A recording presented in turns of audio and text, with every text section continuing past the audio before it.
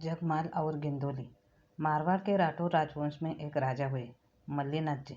उनके पुत्र थे जगमाल। जगमाल भी पिता की तरह युद्ध कला में बड़े ही निपुण और बलशाली योद्धा थे। महेवा लौटने पर जब उन्हें पता चला कि लड़कियों गणगौर पूजन के लिए कुएं पर गई हुई थी, उसी समय गुजरात के राजा महमूद बेगड़ा की सेना वहां से गुजर रही थी। उनके सेनापति ने देखा कि लड़कियां अकेली है तो वह उनका अपहरण करके गुजरात लेकर चला गया। उन्होंने अपने प्रधानहुल भोपजी से कहा, ठाकुर साहब हाथी खान ने हमारे राज्य की लड़कियों का अपहरण करके हमारी इज्जत उतार दी है। हमें उन लड़कियों को मुक्त कराकर हाथी खान को सबक सिखाना जरूरी हो गया है। भोपजी बोले, हम उन लड़कियों को मुक्त तो कराएंगे ही, साथ ही इसका बदला लेने के लिए हाथी खान को सबक भी सिखाएंगे। मैं वादा करता हूँ कि अहमदाबाद की छाती चीर कर उन लड़कियों को महवा ले आऊँगा। वे एक बार फिर बेखौफ होकर सिंधली तालाब के पाल पर झूले झूलती दिखेगी। मगर राजकुमार जगमाल को चैन कहा था। जब तक वे लड़कियों सकुशल घर नहीं आती तब तक उन्होंने पगड़ी न बांधनी, हजम न बनाने और धूले कपड़े न पहनने की प्रतिज्ञा कर ली थी। उसी समय सिर पर काला कपड़ा बांधकर वह योजना बनाने लगे। वो समय जा रहा था। उधर प्रधान हुल बोबजी बहुत परेशान थे। उन्हें यह जानकारी मिल चुकी थी कि लड़कियां बाटन के बाग में हैं। प्रधान हुल बोबजी आगे की तैयारियां करने लग गए। वो घोड़ों को पाटन के रास्तों पर दौड़ रहे थे ताकि उसे रास्ते को घोड़े अच्छी तरह से पहचान जाए, जिससे हमले के समय घोड़े रुके नहीं। उन जवानों को हुलिया राजकुमार जगमाल के हुलिये की तरह करा दिया था। प्रधान हुल मौके की तलाश में लग गए थे। आखिर उनके हाथ मौका लग ही गया। पाटन में गणगौर की सवारी बड़ी धूमधाम से निकल रही थी। हाथी खान भी खुश हुआ था। वह शहजादी को खुश करने में लगा था। शायद शहजादी रिझ कर उससे शादी कर ले। अगर ऐसा हो गया तो अहमदाबाद से परे पूरे गुजरात में उसका डंका बजेगा। इसी उम्मीद से वह शहजादी गिंदोली की हर इच्छा पूरी कर रहा था। बगीचे की चौकसी उसने बढ़ा दी थी ताकि त्योहार का फायदा उठाकर जगमाल वहां तक पहुंच न सके। गणगौर के काफिले में प्रधान हुल भोपजी के साथी मौका मिलते ही घुस गए और गिंदोली को पालकी से उठाकर निकल गए। भोपजी ने गिंदोली को अपने घोड़े पर बिठाकर ललकार लगाई, महेवा के कुंवर जगमाल जी का प्रधान हूँ। भोपजी तुम्हारी शहजादी को दिन दहाड़े ले जा रहा है, हिम्मत हो तो पकड़ लो। इसके बाद पाटन अहमदाबाद के रास्ते पर दौड़ रहे प्रधान हुल के घोड़े के पीछे हाथी खान ने अपनी सेना के घोड़सवारों को लगा दिया।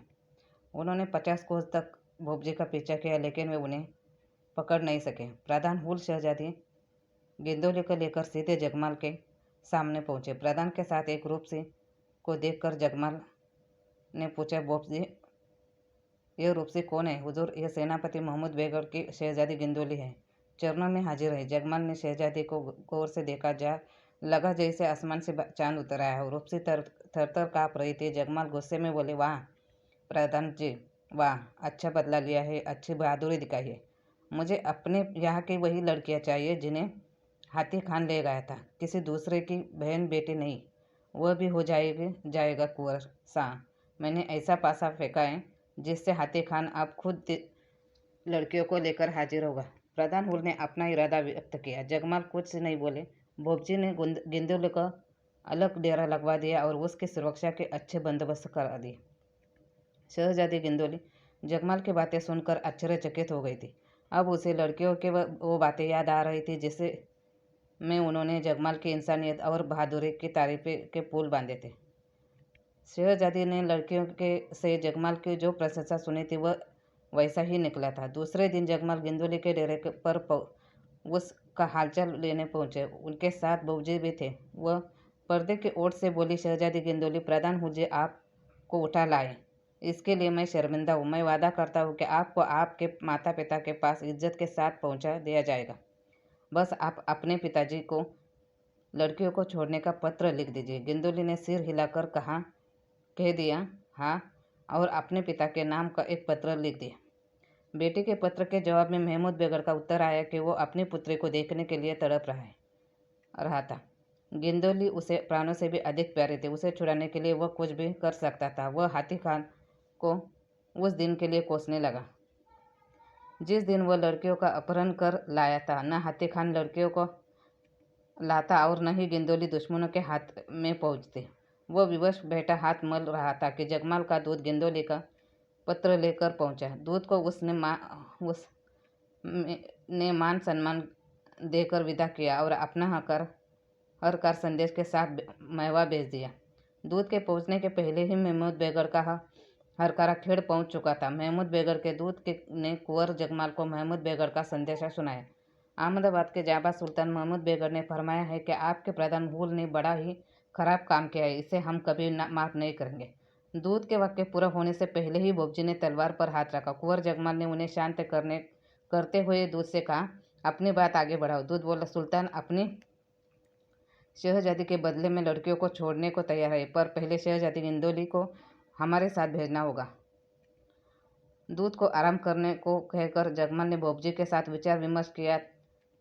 तय हुआ कि सुल्तान लड़कियों को लेकर मालानी की सरहद तक आया और बदले में गिंदोली को ले जाए। दूत जवाब लेकर चला गया। जगमाल लड़कियों को लाने के दिन की प्रतीक्षा करने लगे। गिंदोली अपने डेरे में अपनी आज़ादी के दिन का इंतजार कर रही थी, पर उसके मन में जगमाल की तस्वीर उभर रही थी।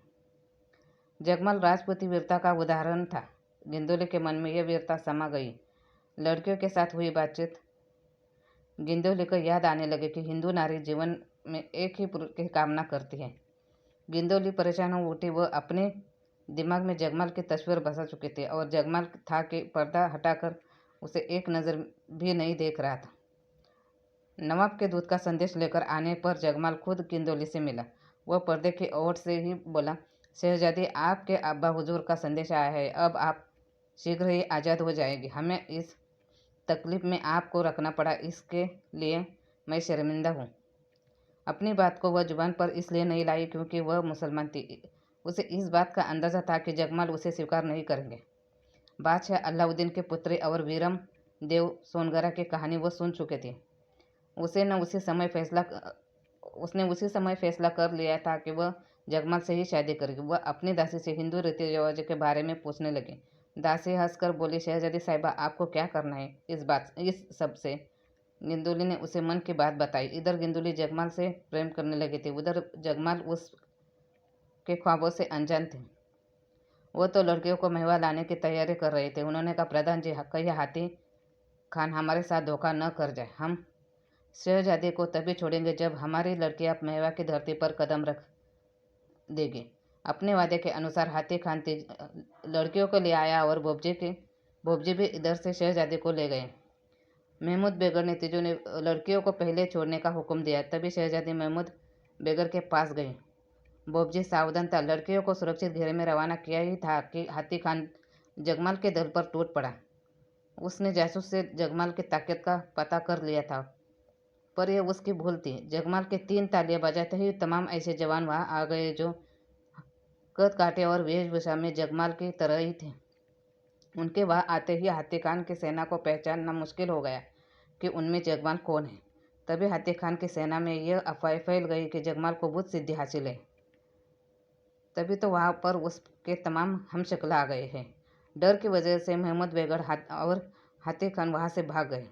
उस वजह से शहजादी गिंदोली को भी वे अपने साथ नहीं ले जा सके। उधर लड़कियों के सकुशल घर लौटने पर मेवे के घरों में दीपक जले। वह अपने डेरे से निकल ही थे कि दासी ने आकर जुहार की, खम्मा गनी हुक्म, शहजादी गिंदोली तो अपने डेरे में ही बैठी है। क्या शहजादी अपने डेरे में ही है? ऐसा कैसे हो सकता है?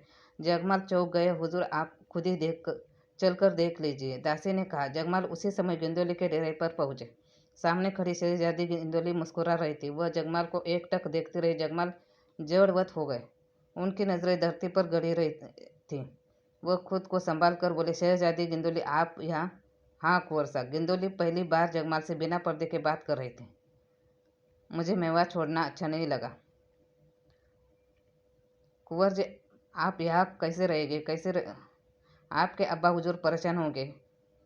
हम आपको अहमदाबाद पहुंचने का प्रबंध करते हैं। जगमाल एक ही सांस में इतना कुछ कह गया, पर गिंदोली ने अहमदाबाद जाने से इनकार कर दिया। उसने अपने मन की बात जगमाल को बताकर कहा कि अब वह उनके साथ ही रहेगी। शहजादी की बात सुनकर जगमाल हतप्रभ रह गए कि यह क्या हो गया।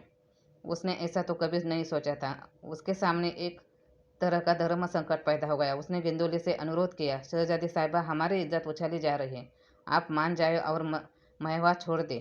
मगर शहजादी अपने फैसले पर अटल थी। कुछ ही देर में पूरे मेवा में यह बात फैल गई कि शहजादी गिंदोली जगमाल से प्यार करने लगे हैं और वह उनसे शादी करना चाहती है, लेकिन कुंवर जगमाल जाति पाति के डर से वह उसे विवाह करने को तैयार नहीं है। यह बात लड़कियों के कानों तक पहुंची। गिंदोली ने उनकी संकट के समय में देखभाल की थी, इसलिए उन्होंने गिंदोली की सहायता करने का फैसला कर लिया। उन्होंने जगमाल से अनुरोध किया कि वह शहजादी गिंदोली के प्रस्ताव को स्वीकार कर ले। उन्होंने उनकी भी बात नहीं मानी।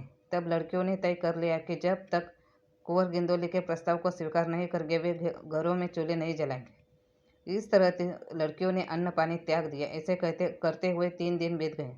तब मेवाड़ के तमाम लोग कुंवर जगमाल के पिता रावल मल्लीनाथ के पास गए। उन्होंने उनसे कुंवर जगमाल को समझाने का अनुरोध किया।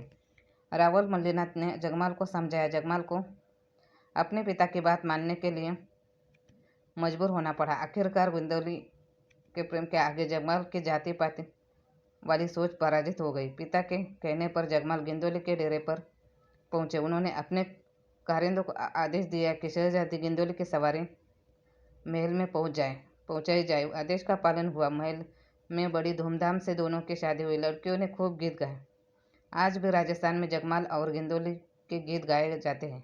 गणगौर विसर्जित करने के दिन सारा राजस्थान गिंदोली को याद करता है। तीजनियाँ आज भी गिंदोली को याद करती हैं। धन्यवाद।